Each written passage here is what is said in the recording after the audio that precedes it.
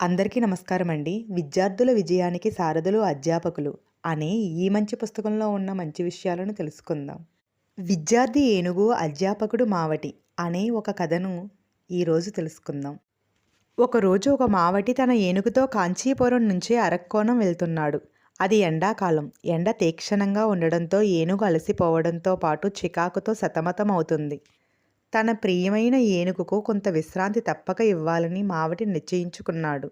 వెంటనే కాస్త దూరంలో గుంపుగా ఉన్న చెట్ల నీడలోకి ఏనుగును నడిపించి అక్కడ ఇద్దరూ విశ్రాంతి తీసుకోసాగారు. విశ్రాంతి కావాలి, ఉత్సాహం అవసరం అనే భావనలో ఆ ఏనుగు చుట్టూ తేరిపారా చూసింది. కాస్త దూరంలో ఒక చెరువు దాని దృష్టిలో పడింది. వెంటనే అక్కడికి వెళ్ళి చెరువు నీళ్ళలో దిగి క్రీడించడం ప్రారంభించింది. ఎండబాధ తగ్గే వరకు ఆ ఏనుగు జలకాలాడుతూ గడిపింది. తొండంతో నీళ్లు పీల్చి తల మీద అభిషేకించుకునేది.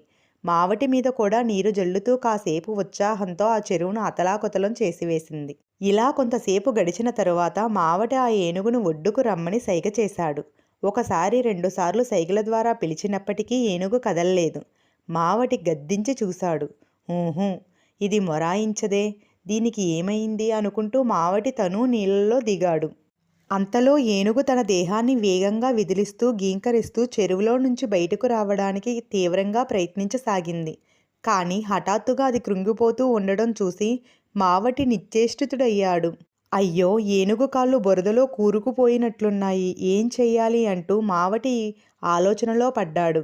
ఏనుగు తల్లడిల్లసాగింది. అది తన శరీరాన్ని కదల్చడానికి ప్రయత్నించే కొద్దీ నీళ్లలో మరింత దిగిపోసాగింది. రేపు ఆలయ ఉత్సవం నిమిత్తం అరక్కోణం వెళ్ళాలి, పైగా డబ్బు కూడా ఇచ్చేసుకున్నాను. ఇప్పుడు ఏనుగును చెరువులో నుంచి ఎలా బయటకు తీసుకురావడం అనుకుంటూ మావటి దిగులు పడ్డాడు. ఈలోపు ఏనుగు ఊరి జనాన్నంతా సమావేశపరిచే తీరులో గీంకరించసాగింది. ఏమిటో ఏం జరిగిందో అనుకుంటూ అనేక మంది ఆ చెరువు వద్దకు వచ్చేశారు. ఏనుగు బురదలో కూరుకుపోయింది అనే వార్త దావానంలా వ్యాపించింది. అంతే, అక్కడ గుమిగూడిన జనంలోని ప్రతి ఒక్కరూ తమకు తోచిన ఉచిత సలహాలు ఇవ్వడం ప్రారంభించారు. మావటికి ఏం చెయ్యాలో పాలుపోలేదు.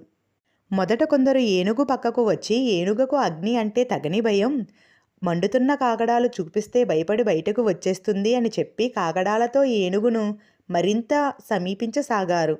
మండుతున్న కాగడాలను చూసి ఏనుగు మరింతగా తల్లడిల్లిపోయింది.